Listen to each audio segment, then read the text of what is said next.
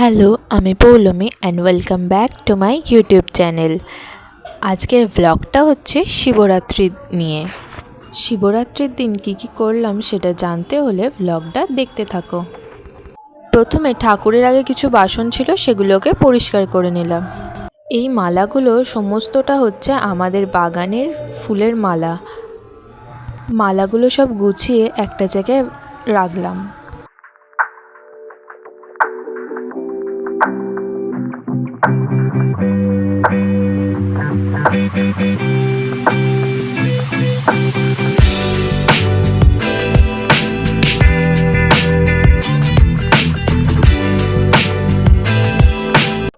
তারপর ঘরের ঠাকুরের পুজোও সেরে নিলাম।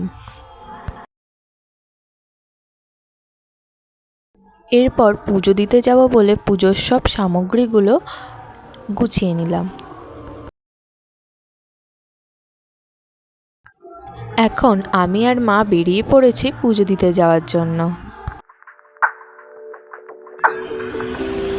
পুজোর সব ফটো ভিডিওগুলো তোমাদের সাথে এই ভিডিওতেই শেয়ার করে নিচ্ছি।